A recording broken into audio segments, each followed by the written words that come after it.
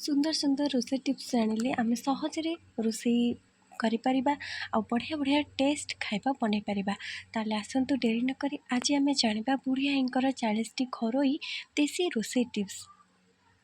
प्रथम टिप्स, जे कौनसी आचार करने समय आचार ठंडा तेल न पकई गरम तेल पकातु एवं टिके हेंगु पकातु। यह द्वारा आचार रे भल स्वाद आसी थाए, फिपी लगी न थाए, आचार बहुत दिन पर्यंत भल रही थाए। पनीपरिबा रोषेई करने समय पानी रे अल्प हलदी आ लुण पकाई पनीपरिबा को किछि समय भिजेकी रखी रोषेई करंतु। एमिति कले धूली मैला जीवाणु सबू आराम से बाहरी आसी थाए।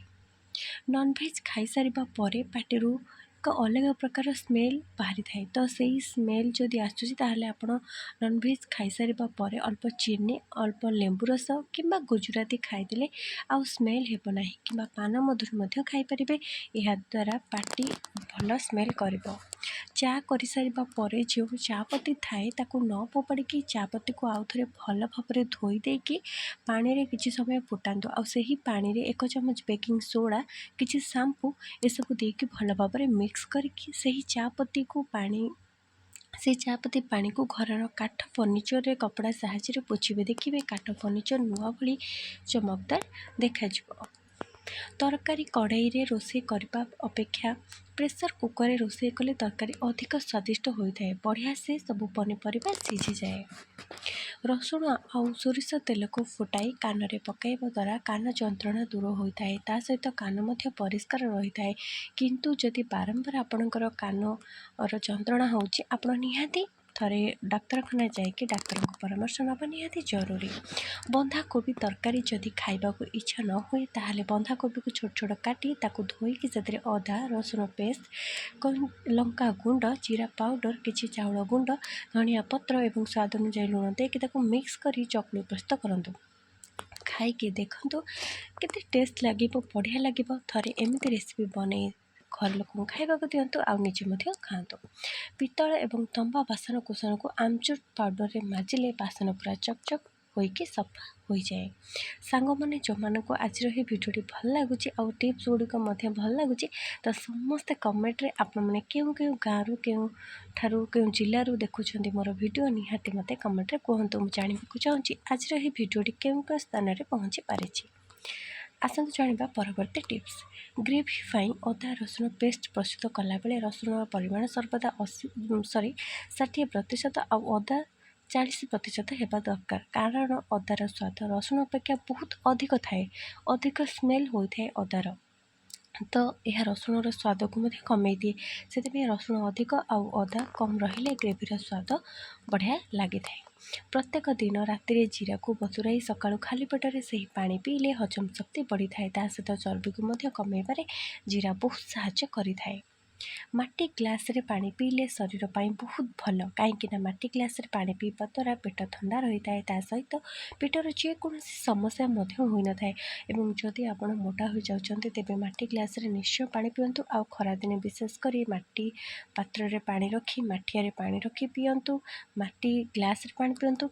यह शरीर को बहुत ठंडा रखे, हाइड्रेटेड रखे। पूरी करने समय अटारे हल्का चीनी पकाइले पूरी अधिक समय पर्यंत फ्रेश रही है। चीनी पकाइबा द्वारा पूरी भल फुली थाए। गर्भवती महिला माने शिशु जन्म हेबा परे दही आ हलदी को भल भाव मिसाई पेटर चारि कड़े लगाइबा द्वारा चिन्ह सबू लिभि जाए। स्ट्रेच मार्क जो कहती तो से दाग लिभापी हेले आपण मानकु क्रीम तो आपण मैंने व्यवहार करेंगे, ता सहित यही टिप्स को निहाती फॉलो करंतु। देखिए चिन्ह संपूर्ण तो लिभिब नहीं कि टिके हल्का हो। दिन जाक परिश्रम करी जदि शरीर आपणकर जंत्रणा होता है क्षीर रे अल्प हलदी मिसाइकी फुटाई उषुम उषुम पियंतु। देखिए शरीर जंत्रणा शीघ्र आपन को आराम मिल। अटा सुजी मैदा मांडिया एवं बेसन को अधिक दिन रखिकी खाइले धीरे धीरे यार पोषक तत्व नष्ट हो जाए। आउ सही सब जिनस जमीक अटा सुजी मैदा मांडिया रे चूना जिनस पोक धीरे धीरे लगी जाए। तेणु यह चक्की पिसवा पर 15 दिन मध्य ही खाईदेवा उचित। सप्ताह 2 थर पनीर खातु एवं छुआ मानक पनीर खाइबा दिंतु। नियमित पनीर खाइले स्मृति शक्ति बढ़ी थाए। पनीर रे थिबा विटामिन बी मेमोरी पावर को बढ़ाइबारे साहाय्य करे। घर प्रस्तुत पनीर खाइले शरीर पर अधिक लाभदायक होता है। ବାହାରରୁ ଆମେ ଯେଉଁ ପନିର କିଣିଥାଉ ସେଥିରେ ଅଧିକ ମାତ୍ରାରେ ମଇଦା ମିଶ୍ରଣ କରାଯାଏ। କଦଳୀ ଖାଇସାରିବା ପରେ ତୁରନ୍ତ ପାଣି ପିଇବା ଶରୀର ପାଇଁ ଅଧିକ କ୍ଷତିକାରକ ହୋଇଥାଏ। ଯଦି ଆପଣ କଦଳୀ ଖାଇ ତୁରନ୍ତ ପାଣି ପିଅନ୍ତି ତାହେଲେ କଫ ହେବାର ସମ୍ଭାବନା ମଧ୍ୟ ଅଧିକ ଥାଏ। ତ ଯେଉଁମାନଙ୍କର କଫ ସମସ୍ୟା ଅଛି ସେମାନେ ହଳଦୀ, ମୁଢ଼ି, ସାରୁ, ଭେଣ୍ଡି ଏସବୁ ଜିନିଷ ଟିକେ କମ୍ ଖାଇବା ଦରକାର। ଗରମ ପାଣିରେ କେବେ ବି ସ୍ନାନ କରନ୍ତୁ ନାହିଁ। ଏହାଦ୍ୱାରା ଆଖି ଏବଂ ଶରୀରର ମାଂସପେଶୀ କମଜୋର ହେବାକୁ ଲାଗେ। ଶରୀରର କୌଣସି ବି ଜାଗାରେ ଯଦି ପୋଡ଼ି ଯାଇଥାଏ କିମ୍ବା ସୂର୍ଯ୍ୟଗ୍ରହଣ ହେତୁ ଚର୍ମ ଜଳି ଯାଇଥାଏ ଅଥବା କୌଣସି ଚର୍ମ ରୋଗ ହୋଇଥାଏ ତେବେ ରୋଷେଇ ଘରେ ଥିବା କଞ୍ଚା ଆଳୁର ରସ ବ୍ୟବହାର କରି ପ୍ରୟୋଗ କଲେ ଏହା ଲାଭଦାୟକ ଅଧିକ ହୋଇଥାଏ। କିନ୍ତୁ ଶରୀରରେ କୌଣସି କଳା ଦାଗ ଥିଲେ ଆଳୁର ରସ ପ୍ରତ୍ୟେକ ଦିନ ପ୍ରୟୋଗ କଲେ ଏହା ଧୀରେ ଧୀରେ ସେ ରଙ୍ଗକୁ ଲାଇଟ୍ କରିଥାଏ। ସୋରିଷ ବଟା କିମ୍ବା ବେସରରେ ରୋଷେଇ କରିବା ସମୟରେ ସୋରିଷ ବାଟିକି ସାଙ୍ଗେ ସାଙ୍ଗେ ରୋଷେଇ କଲେ ତରକାରୀ ପୁରା ପିତା ଲାଗେ। ତେଣୁ କିଛି ସମୟ ପରେ ଏହାକୁ ରୋଷେଇ କଲେ ତରକାରୀ ଆଉ ପିତା ଲାଗିନଥାଏ। ଆମେ ଯେତେବେଳେ ସୋରିଷ ବଟାରେ କିଛି ରୋଷେଇ ପ୍ରସ୍ତୁତ କରିବା, ରାଇତା କରିବା, ତାହେଲେ ଆମେ 40 ମିନିଟ୍ ପାଖାପାଖି ଏହାକୁ ବାଟିକି ରଖିଲା ପରେ ହିଁ ରୋଷେଇ କରିବା ଦରକାର। ଏହାଦ୍ୱାରା ତରକାରୀ, ରାଇତା ଓ ପିତା ଲାଗିବ ନାହିଁ। ଫ୍ରିଜରେ ଡାଲି ଜାତୀୟ ଖାଦ୍ୟ ଅଧିକ ଦିନ ରଖି ଖାଇଲେ ସ୍ୱାସ୍ଥ୍ୟ ପାଇଁ ହାନିକାରକ ହୋଇଥାଏ। ଗୋଟେ ଦିନ ଏହି ଖାଦ୍ୟ ଫ୍ରିଜରେ ରଖି ଖାଇପାରିବେ, କିନ୍ତୁ ଏହାଠାରୁ ଅଧିକ ଦିନ ରଖି ଖାଇଲେ ଦେହ ପାଇଁ କ୍ଷତିକାରକ। ସବୁବେଳେ ଫ୍ରିଜର ଖାଇବା ଠାରୁ ଆଭଏଡ଼ କରିବା ଦରକାର। ତା ସହିତ ବାସି ଖାଦ୍ୟ କେବେ ଖାଇବା କଥା ନୁହଁ। ସବୁବେଳେ ଖାଇବା ବଳେଇକି ରଖିବା ଆଉ ଫ୍ରିଜରେ ଷ୍ଟୋର୍ କରି ରଖି ଖାଇବା ଏହା ସ୍ୱାସ୍ଥ୍ୟ ପ୍ରତି ଅଧିକ କ୍ଷତିକାରକ ଅଟେ। ଯଦି ପେଟ ବହୁତ ଅଧିକ ଯନ୍ତ୍ରଣା ହେଉଥାଏ ତାହେଲେ ସେଥିରୁ ମୁକ୍ତି ପାଇବା ପାଇଁ ଅଧା ଚାମଚ ଜୁଆଣି, କିଛି ଲୁଣ ମିଶାଇ ହାଲକା ଉଷୁମ ପାଣି ସହିତ ଚୋବେଇକି ଖାଆନ୍ତୁ। ଦେଖିବେ ପେଟ ଯନ୍ତ୍ରଣା 5ରୁ 10 ମିନିଟ୍ ଭିତରେ ଠିକ୍ ହୋଇଯିବ। ପଲଉ ରାନ୍ଧିବା ସମୟରେ ସେଥିରେ ଘିଅ ନ ଦେଇକି ବଟର ଦିଅନ୍ତୁ। ଏହାଦ୍ୱାରା ପଲଉ ବହୁତ ସ୍ୱାଦିଷ୍ଟ ହୋଇଥାଏ। ଭେଣ୍ଡି ରାନ୍ଧିବା ସମୟରେ କେବେ ବି ପ୍ରଥମେ ଲୁଣ ଦେବେ ନାହିଁ, ନଚେତ୍ ଭେଣ୍ଡି ଲାଳୁଆ ହୋଇଯିବ। ଯେତେବେଳେ ଭେଣ୍ଡି ସିଝି ଆସୁଥିବ ସେତେବେଳେ ଲାଷ୍ଟକୁ ଲୁଣ ଦେଲେ ଏକଦମ ଶୁଖିଲା ଆଉ ସ୍ୱାଦିଷ୍ଟ ତିଆରି ହେବ। ପିଜୁଳିରେ ବହୁତ ପରିମାଣରେ ଆଣ୍ଟିଅକ୍ସିଡାଣ୍ଟ ରହିଥାଏ। ତା ସହିତ ପିଜୁଳିରୁ ଭିଟାମିନ୍ ସି ଏବଂ ଭିଟାମିନ୍ କେ ଭରପୁର ମାତ୍ରାରେ ମିଳିଥାଏ। କ୍ଷୀର ଚା ଅଧିକ ସେବନ କରନ୍ତୁ ନାହିଁ। ଯଦି ଆପଣ କ୍ଷୀର ଚା ପିଉଛନ୍ତି ତାହେଲେ କମ୍ ପିଅନ୍ତୁ, କାହିଁକିନା କ୍ଷୀର ଚା ପିଇବା ଦ୍ୱାରା ଗ୍ୟାସ୍, ଏସିଡ଼ିଟି, ଉଚ୍ଚ ରକ୍ତଚାପ ଭଳି ସମସ୍ୟା ହୋଇଥାଏ। ପୋଇପତ୍ର ବରା କରିବାକୁ ହେଲେ କିଛି ଆଳୁକୁ ସିଝାଇ ଚୋପା ଛଡ଼ାଇ ଚକଟି ସେଥିରେ କଟା ପିଆଜ, କଟା କଞ୍ଚା ଲଙ୍କା, ଧଣିଆ ପତ୍ର, କିଛି ସୋରିଷ ତେଲ ଏବଂ ସ୍ୱାଦ ଅନୁଯାୟୀ ଲୁଣ ଦେଇକି ଭଲ ଭାବରେ ଗୋଳାଇ ଦିଅନ୍ତୁ।